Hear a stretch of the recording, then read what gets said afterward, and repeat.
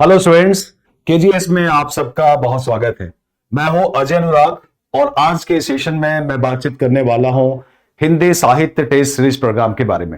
UPSC मुख्य परीक्षा को ध्यान में रखते हुए वैकल्पिक विषय हिंदी साहित्य में केजीएस एक टेस्ट सीरीज प्रोग्राम लॉन्च कर रहा है जो 6 जुलाई से शुरू हो रहा है, यानी कि बहुत कम समय है और 6 जुलाई से यह टेस्ट शुरू होगा। इस टेस्ट का स्वरूप कैसा होगा, इस टेस्ट में आप कैसे शामिल हो सकते हैं, इसमें क्वेश्चंस कैसे होंगे, डिस्कशन का पैटर्न क्या होगा, इन सब चीजों पर मैं आज आपके साथ बातचीत करूंगा। और ऐसे में आप जब तैयारी करते हैं तो अपने तैयारी के मूल्यांकन के लिए टेस्ट सीरीज की उपयोगिता बढ़ जाती है। और मैं कहूंगा कि आप सभी लोग जो जिनका वैकल्पिक विषय हिंदी साहित्य है वो इस टेस्ट सीरीज को जरूर ज्वाइन करें और एक बार अपना एक स्व मूल्यांकन सेल्फ असेसमेंट भी करें कि उनके तैयारी का लेवल क्या है। बहुत सारे ऐसे भी अभ्यर्थी होंगे जो पहले जिन्होंने कोचिंग क्लासेस ले ली हैं, भले ही वो मेरे स्टूडेंट हो या किसी दूसरे कोचिंग इंस्टीट्यूट से उन्होंने हिंदी की कोचिंग ली हो। अब आपके लिए जरूरत है कि आप टेस्ट सीरीज में बैठें और आप एक एग्जाम के पैटर्न में, जिस ढंग से यूपीएससी मुख्य परीक्षा एग्जाम लेती है, उस पैटर्न में आप एग्जाम दें और देखें कि आपको कहां समस्याएं आती हैं, किस तरह लिखने में आपको कठिनाई आती है या आप कहां थोड़ी मुश्किल में आते हैं, कहां आप ज्यादा बेहतर कर पाते हैं। इस सभी दृष्टिकोण से यह टेस्ट सीरीज बेहद उपयोगी हो सकता है। बहरहाल हिंदी साहित्य का जहां तक सवाल है, आप सब जानते हैं कि हिंदी साहित्य का जो सिलेबस है उसमें ज्यादा चेंजेस नहीं होते। अगर लास्ट 10-20 ईयर्स के क्वेश्चंस आप देखें प्रीवियस ईयर्स के, तो कमोबेश वही सारे प्रश्न घूम घूम कर आते हैं। थोड़े से प्रश्नों का स्वरूप बदल जाता है, उनकी भाषा शैली अलग रहती है, मतलब प्रश्न के लैंग्वेज थोड़े बदल जाते हैं। अदरवाइज हिंदी साहित्य की एक सबसे अच्छी बात यह है कि हिंदी साहित्य में ना तो सिलेबस में कोई चेंज आता है और ना ही क्वेश्चंस के पैटर्न में कोई चेंज आता है। तो टेस्ट सीरीज में जब आप बैठते हैं तो प्रीवियस ईयर्स के क्वेश्चन सॉल्व करते हैं, कुछ संभावित प्रश्नों को सॉल्व करते हैं, तो आपको उस टॉपिक में और पूरे सिलेबस को लेकर एक बहुत अच्छी समझ बन जाती है।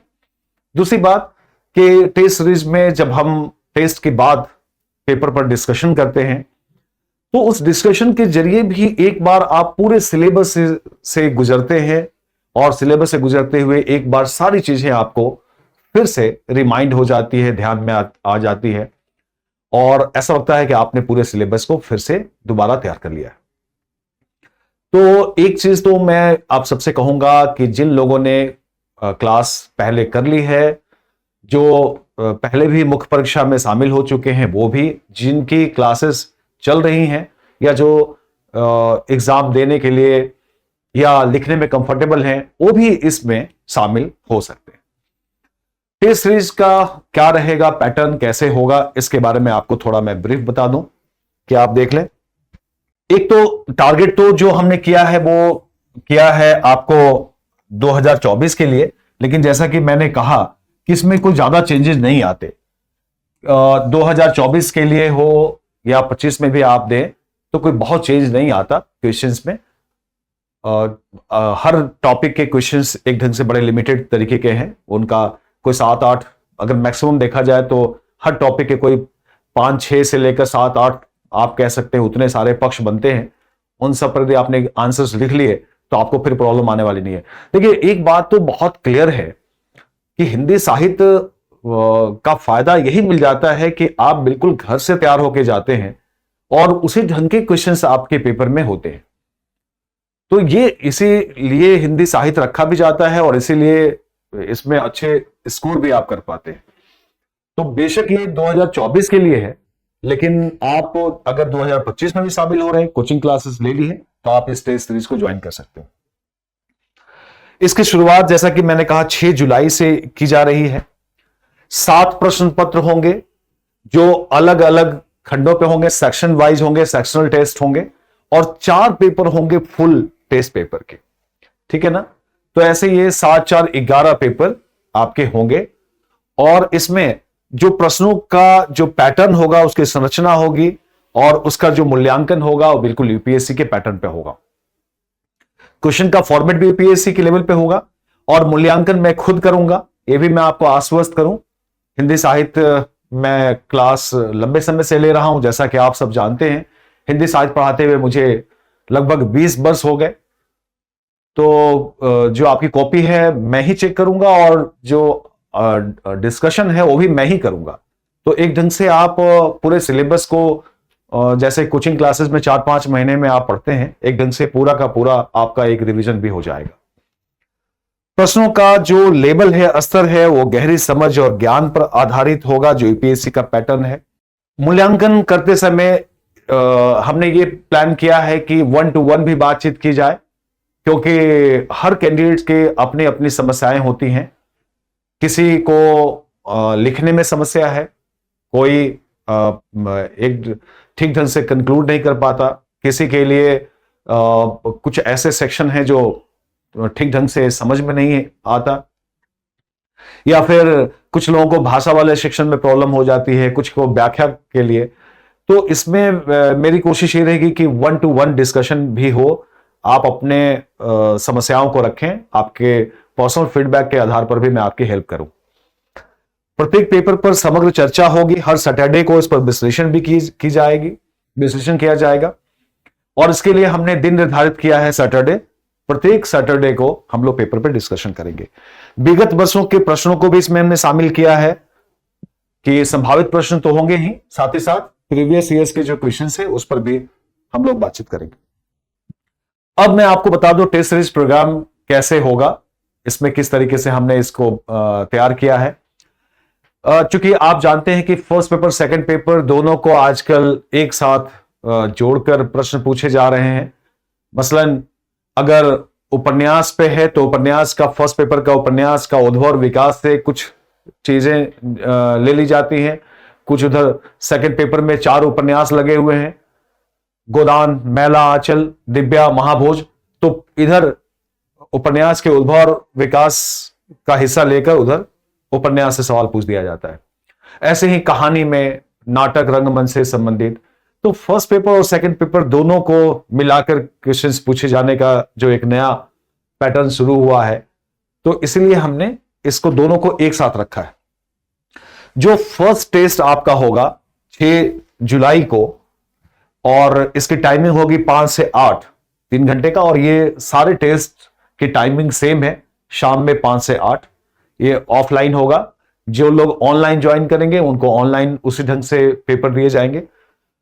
इसमें फर्स्ट पेपर का पार्ट हमने रखा है हिंदी साहित्य की प्रासंगिकता, महत्व, जो पहला टॉपिक है आदिकाल, भक्तिकाल, रीतिकाल, और इसके साथ साथ भक्तिकाल और रीतिकाल के जो 5 कवि हैं उनको भी हमने इस पेपर में शामिल कर दिया है। कबीर, सूर, तुलसी, जायसी और बिहारी। 4 कवि भक्तिकाल के हैं, 1 रीतिकाल के। सेकंड टेस्ट में हमने आधुनिक कवि गुप्त जी, प्रसाद, निराला, दिनकर, अगे, मुक्तिबोध और नागार्जुन को रखा है। ठीक है ना। तो ये हमने यहां रखा है सेकंड पेपर में, सेकंड टेस्ट में। ये सेक्शनल टेस्ट है, तो अलग अलग हमने डिवाइड किया है। इसके बाद तीसरे टेस्ट में कथा साहित्य, यानी कि कहानी और उपन्यास, नाटक, रंगमंच, और इसके बाद जो 3 नाटक हैं वो और 4 उपन्यास, इसको शामिल कर दिया है एक टेस्ट में, एक टेस्ट पेपर में। जो नंबर 4 टेस्ट पेपर है उसमें हमने कर दिया है अन्य विधाएं, आलोचना और प्रेमचंद की कहानियां, एक दुनिया समानांतर, ये सब हमने इसमें डाल दिया। जो टेस्ट नंबर 5 है सेक्शनल टेस्ट, उसमें हमने भाषा को रखा है। भाषा में हमने प्राचीन हिंदी और मध्यकालीन हिंदी 2 सेक्शन को हमने इसमें रखा है। अपभ्रंश, औभट, प्रारंभिक हिंदी, और जो मध्यकालीन हिंदी के जो मध्यकालीन हिंदी का जो है अवधि, ब्रज वगैरह, इसमें हमने शामिल किया है। खड़ी बोली को भी रखा है। तो भाषा का जो पहला और दूसरा टॉपिक है, एक ढंग से आप कह सकते हैं, उसको हमने एक पेपर में रखा है। और एक पेपर में हमने कर दिया है आधुनिक हिंदी को राष्ट्रभाषा, राजभाषा, हिंदी भाषा का वैज्ञानिक और तकनीकी विकास, हिंदी की प्रमुख बोलियां, ये एक पेपर इस पर है। इसके बाद जो अगला पेपर है, पेपर नंबर 7, उसमें भी हमने, चूंकि आधुनिक हिंदी का जो टॉपिक है थोड़ा सा लंबा है, आपको पता ही है, इससे क्वेश्चंस भी ज्यादा पूछे जाते हैं, तो इसके लिए हमने 2 पेपर कर दिए हैं।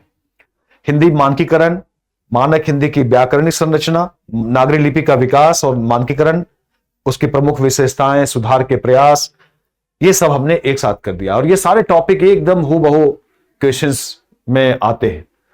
भाषा वाले सेक्शन में बड़ा आसान हो जाता है कि जो टॉपिक लगा हुआ है बिल्कुल क्वेश्चंस भी वैसे ही पूछे जाते हैं और इसमें कोई तब्दीली नहीं है। इवन कि जो सोर्सेज हैं उसमें भी कोई चेंजेस नहीं है। आप मेरे नोट्स पढ़िए, कहीं और का नोट्स आपने रखा है तो भी कोई प्रॉब्लम नहीं है, क्योंकि भाषा वाले सेक्शन में कोई मार्क्स नहीं करते। भाषा वाले सेक्शन में आप कहीं से भी लिखें, बहुत फैक्चुअल जैसा है, उसमें ज्यादा आपको अपनी ओर से कुछ लिखने की आवश्यकता नहीं पड़ती। ये 7 सेक्शनल टेस्ट होने के बाद तब कंप्लीट फुल टेस्ट है, फुल सिलेबस टेस्ट 1 पेपर 1। इसमें एकदम कंप्लीट यूपीएससी की तरफ पूरा फर्स्ट पेपर के क्वेश्चंस होंगे, उसी ढंग से क्वेश्चंस भी बने होंगे और आपको लिखना भी उसी पैटर्न पर है। ठीक, तो ये है। इसके बाद सेकंड पेपर है, फुल टेस्ट सेकंड पेपर, और जैसे यूपीएससी में होता है। और उसके बाद फिर 10 और 11वां जो पेपर होगा वो भी first paper second paper full syllabus. तो ये एक इसका पैटर्न हमने रखा है। खास बात यह है कि टेस्ट आप देंगे बिल्कुल यूपीएससी वाला एक जो पैटर्न और जो एक टाइम है, उस टाइम फ्रेम में आप टेस्ट देंगे।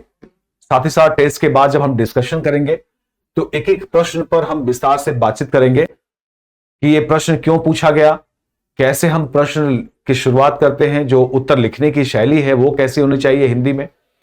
थोड़ा इधर पैटर्न भी चेंज हुआ है, आपको मालूम है इस मामले में कि पहले जहां एक फुल क्वेश्चंस पूछे जाते थे, 8 क्वेश्चंस पूछे जाते हैं जिसमें से 5 के आंसर देने होते हैं, लेकिन अब एक प्रश्न का 3 हिस्सा कर दिया गया है, क ख ग।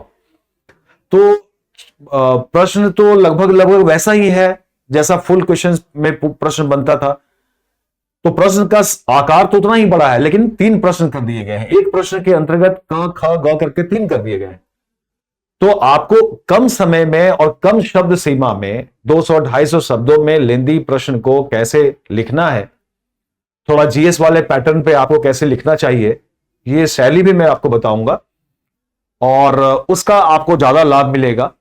क्योंकि आंसर राइटिंग की जो एक शैली है उसको बहुत बच्चे, बहुत अभ्यर्थी नहीं जानते, और जीएस की तरह या कह लीजिए कि अपने आप को उसमें ठीक ढंग से समायोजित नहीं कर पाते। वो या तो कभी कभी वो एक ही प्रश्न के उत्तर में बिखर जाते हैं, या तो प्रश्न में जिन जिन पक्ष पर लिखना चाहिए, संतुलित उत्तर लिखना चाहिए, वो नहीं लिख पाते। तो कई तरह की ऐसी तकनीकी समस्याएं आती हैं प्रश्न उत्तर में। शुरुआत कैसे करें, उत्तर का मुख्य भाग कैसे बनाएं, एक अच्छा निष्कर्ष कैसे दें, और अलग अलग टॉपिक पे पढ़ते हुए उस टॉपिक से क्वेश्चंस कैसे पूछे जाते हैं। एक कॉम्परेटिव स्टडी का भी एक अच्छी समझ होनी चाहिए कि जैसे छायावादी कवियों पे आप लिख रहे हैं, प्रसाद पे लिख रहे हैं, निराला पे लिख रहे हैं, तो आप कैसे छायावादी दौर के साथ चीजों को जोड़कर, या इन दोनों कवियों में कोई तुलनात्मक रूप से कोई बात अगर आती हो। भक्ति काल पे लिख रहे हैं तो भक्ति काल के 4 कवि हैं, कबीर, सूर, तुलसी, जायसी। उनमें किसी पक्ष को लेकर जो पूछा गया है, चाहे वो विरोध का स्वर हो, चाहे उसमें एक भक्ति का स्वरूप है, चाहे सभी भक्त कवियों में एक जो समरसता और सामंजस्य का एक जो मुख्य पक्ष है, उसमें कैसे आप उदाहरण देकर और अन्य तरीके से इन कवियों को तुलनात्मक ढंग से आप लिखेंगे, ये सारी चीजें भी आपको टेस्ट सीरीज में डिस्कशन के दौरान मैं आपको बताऊंगा। तो मैं चाहूंगा कि आप इस टेस्ट सीरीज को जरूर ज्वाइन करें। ये टेस्ट सीरीज एक ढंग से जो पूरे 5 महीने का जो हिंदी साहित्य का कोर्स है उसका एक ब्रीफ है। ये आप कह सकते हैं कि आप इस टेस्ट सीरीज के दौरान पूरे सिलेबस को कंप्लीटली आप पढ़ेंगे और तैयार कर लेंगे, इसका ये लाभ मिलेगा। और कोचिंग क्लासेस लिए हुए बहुत दिन हो गए हों, या आपने क्लासेस तो ले ली है लेकिन प्रैक्टिस नहीं की है, तो ये टेस्ट सीरीज आपके लिए बहुत फायदेमंद हो सकता है। तो अंत में मैं यही कहूंगा कि आप इस टेस्ट सीरीज को जरूर ज्वाइन करें, मेरे साथ इस टेस्ट सीरीज के डिस्कशन में शामिल हों और अपने हिंदी साहित्य को बेहतर बनाएं, जिससे कि आपको बेहतर अंक मिल सके। तो आज के लिए इतना ही। अगले चर्चा में फिर हम दूसरे विषय पर बात करेंगे। आप सबका बहुत बहुत धन्यवाद।